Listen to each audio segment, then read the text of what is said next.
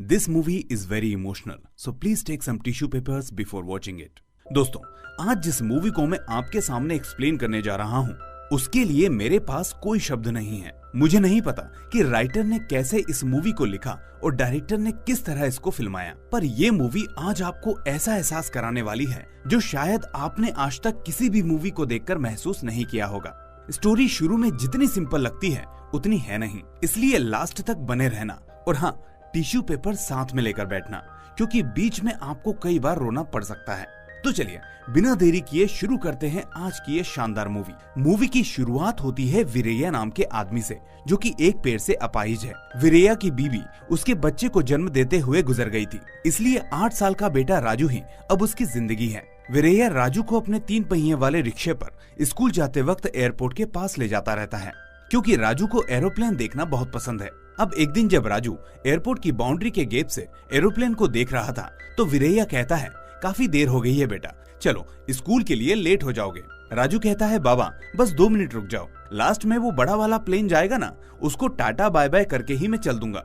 और तभी वो बड़ा प्लेन वहाँ से टेक ऑफ करता है, जिसे देखकर राजू के रोंगटे खड़े हो जाते हैं और वो बहुत खुश होता है।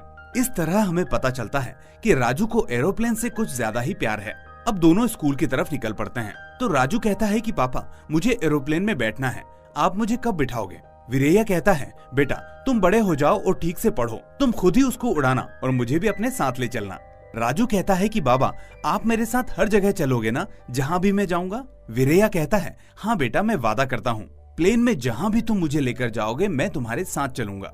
इस तरह दोनों बाप बेटे एक दूसरे से बात करते हुए स्कूल के पास पहुँच जाते हैं। वहाँ वीरैया राजू को चॉकलेट खरीदने के लिए कुछ पैसे देता है, लेकिन तभी राजू को वहाँ एरोप्लेन टॉय दिख जाता है, इसलिए वो चॉकलेट ना लेकर उस टॉय को खरीद लेता है।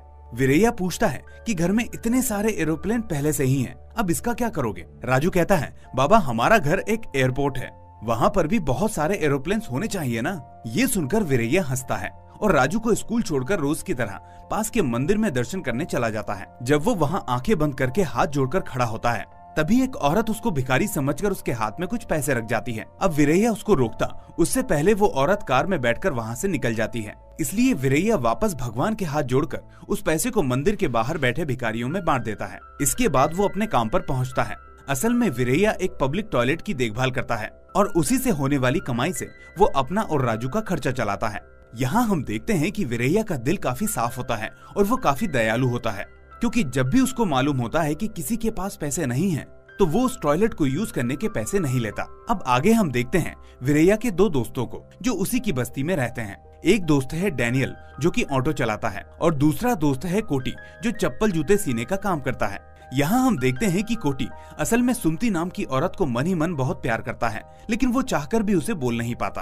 असल में सुमति एक प्रोस्टिट्यूट होती है, इसलिए कोटी चाहता है कि वो उससे शादी करके इस काम को छोड़ दे। अब एक दिन सुमति कोटी को रास्ते में पकड़ लेती है और पूछती है कि तुम रोज मुझे छुप छुप कर देखते रहते हो, आखिर बात क्या है, क्या चाहते हो? कोटी कहता है कि कोई बात नहीं है, मैं तो बस तुम्हें चाहता हूँ। सुमति कहती है कि तो इसमें कौन सी बड़ी बात है, 1000 रुपए हैं तो अंदर आ जाओ। कोटी ये सुनकर थोड़ा अजीब सा फील करता है, क्योंकि वो उससे सच्चा प्यार करता है, और फिर कुछ सोचकर कहता है कि मेरे पास सिर्फ 200 रुपए हैं, क्या तुम मुझे अपने 2 मिनट दे सकती हो?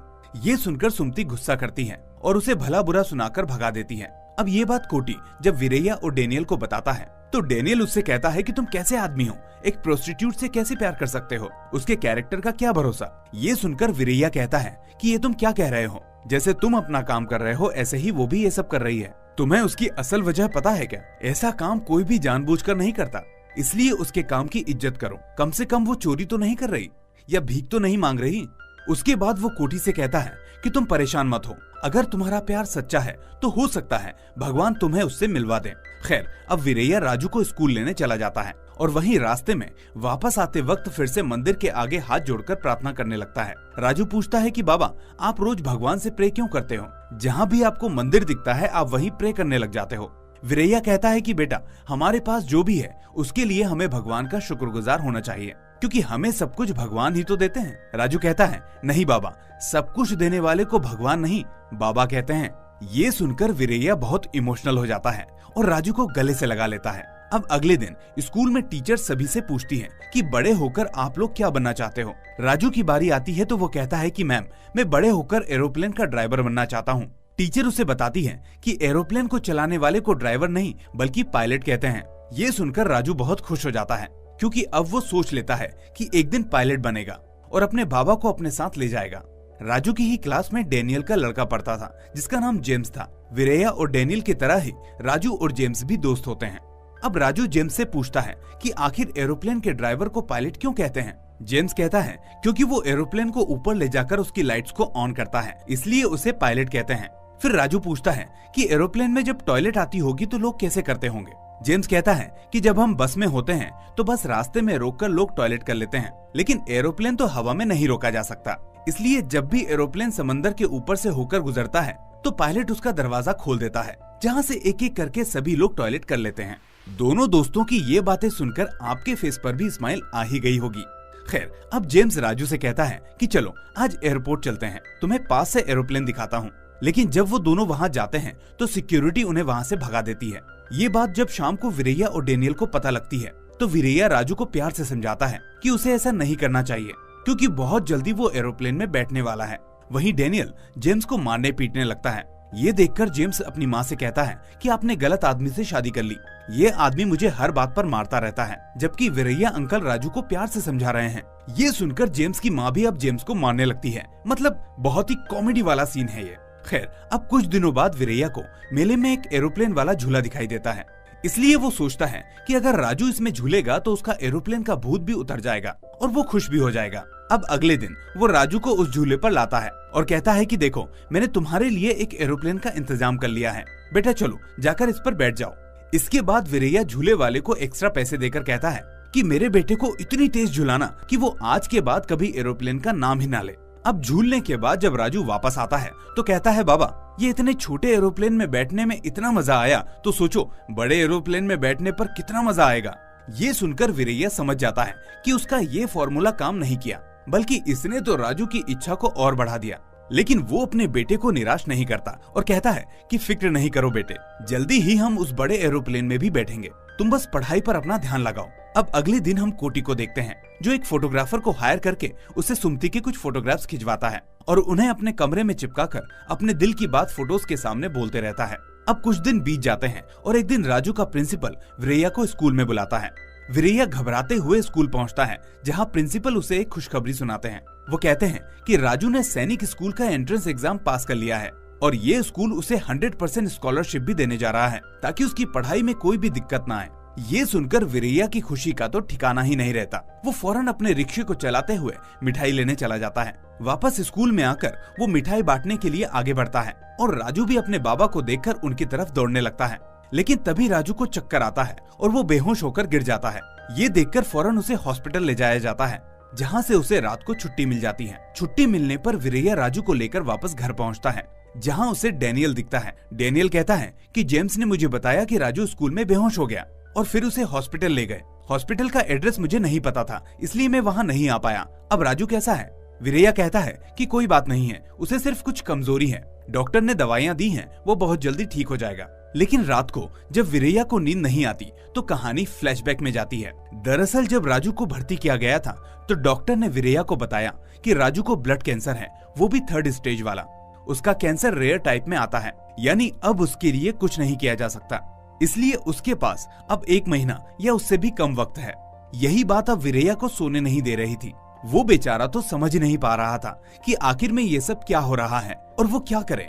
खैर, वो पूरी रात बिना सोए सिर्फ रोते हुए निकाल देता है। अब अगले दिन राजू जब जागता है तो उसके स्कूल का टाइम होने वाला होता है। वो कहता है, बाबा आज मैं लेट हो जाऊंगा, चलिए जल्दी आप भी तैयार हो जाइए।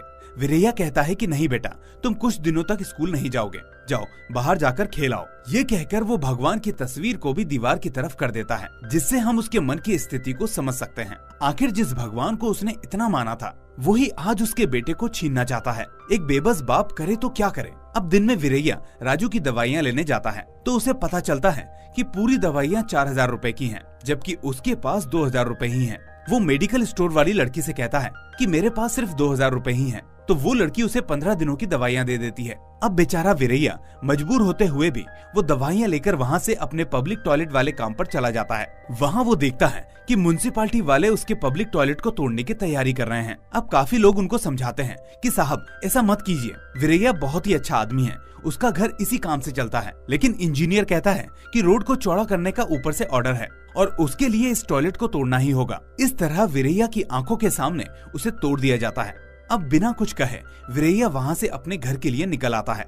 घर पर उसे राजू नहीं दिखता तो वो उसे यहाँ वहाँ देखने लगता है। वो पास वाले बच्चों से पूछता है, अपने पड़ोसियों से पूछता है, लेकिन किसी को नहीं पता होता कि राजू कहाँ है। तभी उसे कुछ ख्याल आता है और वो उसी एयरपोर्ट की बाउंड्री पर पहुंच जाता है जहां से राजू हमेशा एरोप्लेन को जाते हुए टाटा बाय बाय करता था। लेकिन वहां भी वीरैया को राजू नहीं दिखता।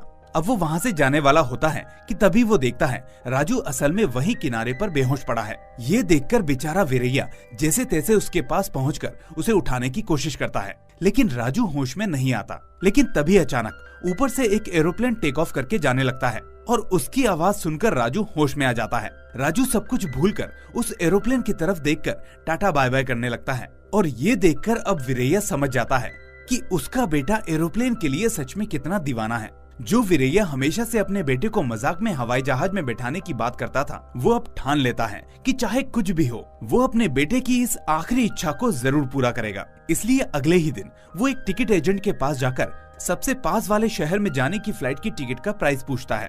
एजेंट उसे बताती है कि उसके लिए 10,000 रुपए की टिकट्स आएंगी। अब ये सुनकर वीरैया के तो होश ही उड़ जाते हैं, मानो जैसे उसके पैरों के नीचे से जमीन ही खिसक गई हो। खैर, अब सोचते सोचते वीरैया घर आ जाता है। वहाँ उसे कोटी और डेनियल मिलते हैं तो वो उनसे कहने लगता है कि मुझे असल में 10,000 रुपए की अर्जेंट जरूरत है। मुझे पता है कि तुम लोगों के पास भी नहीं होंगे, लेकिन मदद करो दोस्तों, मुझे बहुत जरूरी काम है। डेनियल कहता है कि आखिर हमारे पास इतने पैसे कहाँ से आएंगे दोस्त, लेकिन हाँ, तुमने हैंडीकैप की पेंशन के लिए अप्लाई किया है या नहीं? वहाँ से कुछ पैसे आ सकते हैं। वीरैया कहता है कि मेरा एक पैर तो सही है, इसलिए मैंने कभी अप्लाई नहीं किया। जिन लोगों के पास दोनों पैर नहीं है वो इस पेंशन के हकदार हैं। डेनियल समझाता है कि तुमको अगर पैसे चाहिए तो अप्लाई करना पड़ेगा, वरना कोई और रास्ता नहीं है। मजबूरन अब वीरैया दोनों के साथ शिविर में पहुंच जाता है, जहां ऑफिसर उसको वेरीफाई करके कह देता है कि अगले महीने से तुम्हारी पेंशन आना शुरू हो जाएगी। भोला भाला वीरैया ऑफिसर से पूछता है कि सर, क्या मुझे 3 साल की पेंशन एक साथ मिल सकती है? मुझे बहुत ही जरूरी काम है। अब इस पर वो ऑफिसर चिढ़ जाता है और उसे भला बुरा कहता है। आखिर में बेइज्जत होकर शर्म के मारे अब तीनों दोस्त वापस घर आ जाते हैं, लेकिन वीरैया हार नहीं मानता और रात को सोचते सोचते उसे एक ख्याल आता है। अगले दिन वो अपने पास की ही एक लकड़ी की फैक्ट्री में काम मांगने जाता है। ठेकेदार उसे देखकर हंसता है और कहता है कि तुम्हें तो भीख मांगना चाहिए, तुम आखिर क्या काम कर पाओगे? वीरैया कहता है कि साहब, मेरा एक पैर काम नहीं करता, लेकिन मेरे हाथों में काफी ताकत है। मैं घंटों तक बिना रुके हाथों से कोई भी काम कर लूंगा। ये बात उस फैक्ट्री का सुपरवाइजर सुन लेता है और वो उसके कॉन्फिडेंस को देखकर उसे बैठे बैठे लकड़ी की कटाई का काम दे देता है, जिसे वीरैया अच्छे से पूरा करता है। अब कुछ दिन ऐसे ही बीत जाते हैं और वीरैया डेली अपनी मजदूरी को इकट्ठा करके एक वक्त का खाना खाता है, ताकि अपने बेटे को एरोप्लेन में बिठाने के लिए टिकट के पैसे जल्दी से इकट्ठे कर सके। अब एक रात जब वीरैया खाना खाने के लिए बैठता है तो हम एक बहुत ही इमोशनल सीन देखते हैं। दरअसल जब जब वीरैया अपने खाने के निवाले को मुंह के पास लाता, तब अंदर कमरे में उसे राजू की खांसी की आवाज सुनाई देने लगती है। ये चीज बार बार होती है तो वीरैया आज दूसरे वक्त का खाना भी बिना खाए ही लेट जाता है और रोते रोते सोचने लगता है कि आखिर वो ऐसा क्या करे जिससे उसके पास 10,000 रुपए आ जाएं। इस तरह उस रात वो अपना पेट अपने आंसुओं से ही भर लेता है। अब अगले दिन सुबह वो अपने मालिक के पास जाता है और उनसे कहता है कि साहब, मुझे 10,000 रुपए चाहिए, क्योंकि मुझे जरूरी काम है। आप मुझे पूरी मजदूरी ना देकर उनमें से उन पैसों को काटते रहना। ये सुनकर मालिक उससे पूछता है कि आखिर क्या जरूरी काम है, तो वीरैया उसे बताता है कि मुझे अपने बेटे को हवाई जहाज में बिठाना है। अब इससे आगे वीरैया कुछ कह पाता उससे पहले ही मालिक उसे डांट कर वहाँ से भगा देता है और कहता है कि अगर तुमने दोबारा मुझसे पैसों की बात की तो मैं तुम्हें काम से निकाल दूंगा। निराश होकर वीरैया अब अपने काम पर वापस आ जाता है और लकड़ियाँ काटने लगता है। दूसरे दिन जब वीरैया अपना काम कर रहा होता है तो मालिक आकर उसे तेज लात मारता है। वो कहता है कि कल तुमने 10,000 रुपए मांगे और आज सीधे 50,000 रुपए की चोरी कर ली। ये सुनकर वीरैया गिड़गिड़ाने लगता है कि साहब, मैंने कोई चोरी नहीं की। लेकिन मालिक उसकी एक नहीं सुनता और उसे पुलिस के पास ले जाता है। ये पुलिस वाला अच्छा आदमी नहीं होता। वो मालिक से कहता है कि आप मुझे 10,000 रुपए दो, मैं कल तक इससे सारा रुपए निकलवा लूंगा। ये सुनकर मालिक फौरन 10,000 रुपए उस पुलिस वाले को दे देता है। अब पूरी रात वो पुलिस वाला वीरैया को खूब मारता पीटता है है ताकि वो इस चोरी की बात को कबूल कर ले, जबकि वीरैया लगातार रोते रोते ये बोलता रहता है कि साहब मैंने कोई चोरी नहीं की, कोई चोरी नहीं की, मेरा बेटा घर पर अकेला है साहब, उसकी तबीयत ठीक नहीं है, मुझे जाने दो। लेकिन वो पुलिस वाला उसकी एक नहीं सुनता और उसको बेहोश होने तक मारता ही रहता है। उधर राजू अपने बाबा का इंतजार कर रहा होता है और देखते देखते रात हो जाती है। रात होने पर डेनियल की बीबी उसे देख लेती है और अपने घर खाना खिलाने ले जाती है। डेनियल और कोटी भी ये सोचने लगते हैं कि शायद वीरैया पैसों के इंतजाम की वजह से कहीं बाहर गया होगा या फिर ओवरटाइम कर रहा होगा, इसलिए वो उसके बारे में पता नहीं करते। अगले दिन वो फैक्ट्री मालिक वापस पुलिस वाले के पास आता है और उससे कहता है कि सर वीरैया को छोड़ दीजिए, उसने चोरी नहीं की, कल मेरे ही बेटे ने वो 50,000 रुपए ले लिए थे। ये सुनकर इंस्पेक्टर भड़क जाता है और कहता है कि उसको छोड़ने के भी 5,000 रुपए लगेंगे। मालिक वहाँ से पैसे दिए बिना जाने लगता है तो इंस्पेक्टर कहता है कि जाओ, मैं अभी तुम्हारे खिलाफ केस बनाता हूँ कि तुमने एक मासूम अपाहिज आदमी को मारा और उस पर चोरी का इल्जाम लगाया। ये सुनकर अब मालिक डर जाता है और उसे 5,000 रुपए देकर चला जाता है। अब वो इंस्पेक्टर वीरैया को छोड़ देता है और उसकी पॉकेट में कुछ पैसे डालकर कहता है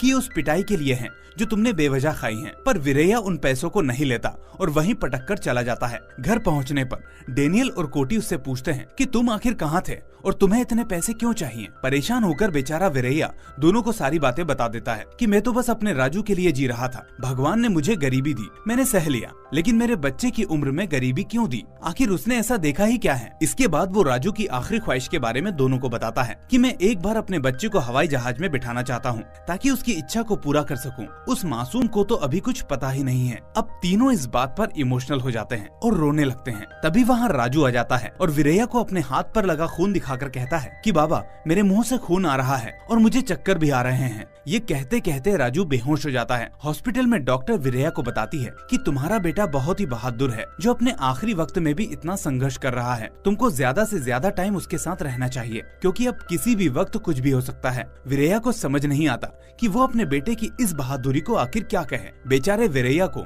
इतना परेशान देखकर डेनियल उसे फौरन अपनी जान पहचान वाले आदमी के पास ले जाता है जो बच्चों के लिए कॉमेडी शो ऑर्गेनाइज करता था। वो उससे कहता है कि ये मेरा दोस्त है, इसे अपने ऑफिस में टॉयलेट साफ करने के लिए काम पर रख लो, इसे इसका एक्सपीरियंस भी है, पहले ये एक पब्लिक टॉयलेट चला चुका है। दरअसल डेनियल इस तरह वीरैया को काम दिलवाना चाहता था और फिर कुछ दिनों बाद उसे एडवांस दिलवा देता ताकि वो राजू को फ्लाइट में सफर करवा सके। लेकिन वो आदमी उससे कहता है मैं पहले से ही परेशान हूँ, आज के शो में जोकर को आना था लेकिन अब उसका फोन आया कि मैं नहीं आ सकता, अब मैं क्या करूँ, शो बस चालू ही होने वाला है। ये सुनकर वीरैया कहता है कि सर मैं जोकर बनकर सभी को हंसा सकता हूँ, आप मुझे मौका दीजिए। इस पर वो आदमी मना कर देता है लेकिन वीरैया कहता है कि सर मेरा एक छोटा सा बच्चा है, उसे मैं दिन रात हंसाता हूँ, इसलिए मुझे इसका पूरा एक्सपीरियंस है, आप मुझे मौका तो दीजिए। अब इतनी रिक्वेस्ट करने पर वो आदमी मान जाता है और वीरैया को जोकर की ड्रेस दे देता है। असल में उसके पास कोई दूसरा रास्ता भी नहीं था, वरना उसे खुद ही जोकर बनना पड़ता। स्टेज पर वीरैया बच्चों को खूब हंसाता है, अपने एक पैर से परफॉर्म करके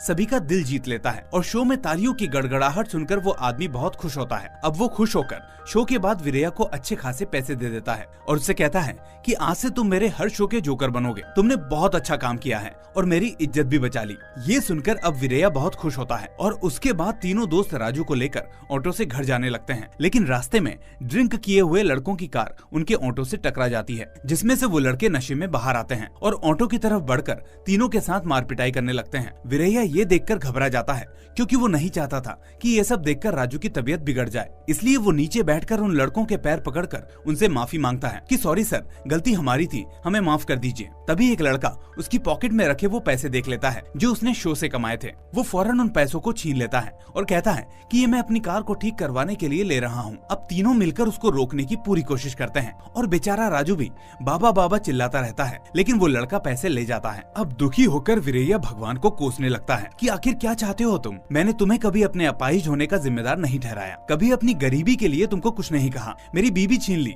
तब भी कुछ नहीं कहा, लेकिन आज जब मेरे बेटे को मुझसे छीनने जा रहे हो तो क्यों मुझे उसकी आखिरी ख्वाहिश पूरा करने नहीं दे रहे? आखिर मैंने ऐसे कौन से पाप किए हैं जिसकी सजा तुम मेरे साथ साथ मेरे बेटे को भी दे रहे हो? बेचारा वीरैया बहुत रोता है।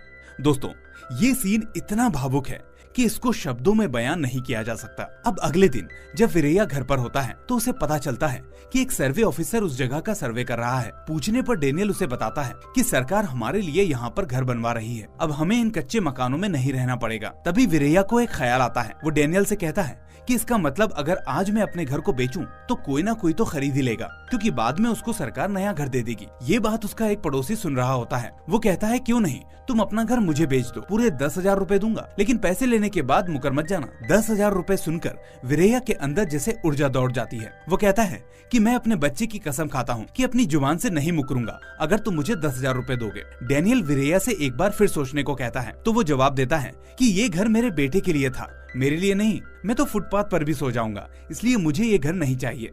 अब 2 दिन में घर खाली करने को कहकर उसे अपने पड़ोसी से 10,000 रूपए मिल जाते हैं। वो बिना देरी किए फौरन उसी एजेंट के पास टिकट लेने जाता है। तो वो कहती है सर, अब टिकट 12,000 रूपए की हो गई है, या फिर आपको अगले महीने का टिकट मिलेगा। अब बेचारा वीरैया एक बार फिर से निराश हो जाता है, लेकिन वो सोच लेता है कि बाकी के 2,000 रूपए भी जल्दी ही इकट्ठा कर लेगा। इतने में वो सबसे पहले अपना रिक्शा बेचता है, जिससे उसको 1,000 रूपए मिल जाते हैं, और फिर बाकी के 1,000 रूपयों के लिए वो अपने दोस्तों के पास जाता है। डेनियल उस वक्त वहाँ नहीं होता, इसलिए वो कोटी से 1,000 रूपए के लिए पूछता है। अब हालांकि कोटी ने बड़ी मुश्किल से सुमति के पास जाने के लिए 1,000 रूपए इकट्ठा किए होते हैं, लेकिन वो फिर भी वीरैया को ये कहकर मना कर देता है कि भाई तुम भी कैसी बात कर रहे हो, अगर मेरे पास पैसे होते तो क्या मैं तुमको नहीं देता। ये सुनकर अब वीरैया निराश होकर अपने घर के बाहर बैठ जाता है और 1,000 रूपए के बारे में सोचने लगता है। उधर कोटी अब सुमति के पास पहुंचकर उसे 1,000 रूपए देता है और उससे कहता है कि पहले मुझसे थोड़ी देर बात करो। लेकिन सुमति कहती है कि बात बाद में करना, पहले अपना काम करो और मुझे फ्री करो, और ऐसा कहकर वो उसको अपने पास खींचने लगती है। लेकिन तभी कोटी को एक एरोप्लेन की आवाज सुनाई देती है, जिसको सुनकर उसे राजू की याद आ जाती है। राजू का चेहरा सामने आते ही वो सुमति से दूर हो जाता है और उससे अपने पैसे मांगने लगता है। सुमति कहती है कि अब ये पैसा तुमको नहीं मिलेगा, अगर तुम्हें जाना है तो चले जाओ। कोटी अब वो पैसा उससे छीनकर भागता हुआ वीरैया के पास आता है और कहता है कि ये पैसा उसे सुमति ने दिया है, क्योंकि वो तुम्हारी मदद करना चाहती है। इतनी देर में सुमति वहाँ कोटी को मारने और उससे पैसा लेने आ जाती है, लेकिन तभी वीरैया उसके पैरों को छूकर उससे कहता है कि तुम्हारा बहुत बहुत शुक्रिया सुमति, तुमने आज मेरी बहुत बड़ी मदद की है। सुमति कुछ समझ नहीं पाती और हक्की बक्की रह जाती है, क्योंकि आज तक किसी भी आदमी ने उसके पैरों को नहीं छुआ था। वीरैया के जाने के बाद कोटी सुमति को राजू के बारे में बताता है और ये भी समझाता है कि वो 1,000 रूपए उसने आखिर वीरैया को क्यों दिए और उसने सुमति के पैर क्यों छुए। सुमति ये सुनकर बहुत इमोशनल हो जाती है और कहती है कि आज तक मर्दों ने मुझे हर जगह छुआ, लेकिन ये पहला आदमी था जिसने मेरे पैरों को छूकर मेरे सामने हाथ भी जोड़े। कोटी तुम बहुत अच्छे आदमी हो, अगर तुम ना होते तो मुझसे आज बहुत बड़ा पाप हो जाता। कोटी तभी उससे कहता है कि अब तुम्हें ये काम छोड़ देना चाहिए, मैं तुमसे शादी करने के लिए तैयार हूँ। ये सुनकर सुमति अब रोने लगती है और वहाँ वीरैया 12,000 रूपए देकर फ्लाइट की टिकट खरीद लेता है, जिसके बाद उसकी खुशी का ठिकाना नहीं होता। अब डेनियल और कोटी दोनों बाप बेटों को एयरपोर्ट ड्रॉप करने जाते हैं। वहाँ वीरैया को कुछ समझ नहीं आता कि कैसे चेक इन करना है और कैसे आना जाना है, पर तभी वहाँ श्वेता नाम की एयर होस्टेस उनको देख लेती है। वो उनको समझाती है और उनकी फ्लाइट तक पहुँचने में मदद करती है, क्योंकि वो भी उसी फ्लाइट में जाने वाली थी। बातों ही बातों में वीरैया उसे राजू के बारे में सब कुछ बता देता है कि आखिर वो क्यों फ्लाइट का सफर कर रहा है, जिसको सुनकर श्वेता भी इमोशनल हो जाती है। खैर, अब फ्लाइट के पास जाते वक्त राजू उनके टायर्स के पास चला जाता है और उसको हग करने लगता है। राजू आज इतना खुश होता है जैसे उसे किसी ने जिंदगी भर की खुशी दे दी हो। मूवी के ये सीन बहुत ही इमोशनल होते हैं। अब इसके बाद फ्लाइट टेक ऑफ करने से पहले ही राजू उस सफर को एंजॉय करने लगता है। वीरैया ये देखकर काफी खुश होता है कि थोड़ी देर बाद राजू को बाहर देखने को कहता है, लेकिन बेचारा राजू अब इस दुनिया से जा चुका था। वीरैया अब चुपचाप अपने बेटे को निहारता रहता है। वो समझ जाता है कि उसका बेटा अब उसके बीच नहीं है। तभी वहाँ श्वेता आती है और वीरैया उसे राजू के बारे में बताता है। श्वेता उससे कहती है कि सर, हमें फ्लाइट को टेक ऑफ करने से रोकना होगा, क्योंकि यही इसके रूल्स हैं। लेकिन वीरैया उसके सामने हाथ जोड़ने लगता है कि मैडम, मैंने मेरे बच्चे की आखिरी ख्वाहिश पूरा करने के लिए बहुत कुछ किया है, आज मुझे उसकी ख्वाहिश पूरा कर लेने दीजिए, मुझे उसको ये सफर करवाने दीजिए। श्वेता भी अब इमोशनल होकर वहाँ से चली जाती है, जिसके बाद फ्लाइट टेक ऑफ करती है। फ्लाइट के टेक ऑफ करते ही वीरैया राजू से बातें करने लगता है। देखो राजू, बाहर कितने बड़े बादल हैं, तुम आज बादलों का सफर कर रहे हो मेरे बेटे। ये कहते कहते वो रोने भी लगता है, लेकिन राजू से बात करना बंद नहीं करता और पूरा सफर अपने बेटे के साथ ऐसे ही काट देता है। अब फ्लाइट के लैंड होने के बाद श्वेता अथॉरिटीज को राजू के बारे में इन्फॉर्म करती है, जिसके बाद सभी वहां आने वाले होते हैं और जैसे ही वो राजू के पास पहुंचती है तो देखती है कि वीरैया भी अब इस दुनिया में नहीं है। आखिरकार वीरैया ने जीते जी तो अपने बेटे को किया हुआ वादा निभाया ही, साथ ही मरने के बाद भी अपना वादा नहीं भूला। उसने अपने बेटे को प्रॉमिस किया था कि फ्लाइट में जहाँ भी वो अपने बाबा को ले जाएगा वो उसके साथ ही जाएगा। इसलिए इस फ्लाइट के सफर में राजू जहाँ गया वीरैया भी उसके साथ चला गया। और इसी के साथ डायरेक्टर हमें एक इमोशनल लाइन के साथ छोड़ जाते हैं कि इस दुनिया में सब कुछ देने वाले को भगवान नहीं बल्कि बाबा कहते हैं। और यही होता है मूवी का दी एंड। आज मैं इस मूवी के बारे में आपसे नहीं पूछूंगा कि आपको ये कैसी लगी या आप क्या कहेंगे, क्योंकि मेरी आंखें अभी तक इस मूवी की कहानी से भरी हैं। मैं चाहता हूँ आप अपने पेरेंट्स की इज्जत करें, उनको प्यार करें, उनको सपोर्ट करें, यही मेरी ख्वाहिश है। तो मैं मिलूंगा आपसे अगली ऐसी ही वीडियो में। Till then take care and thanks for watching.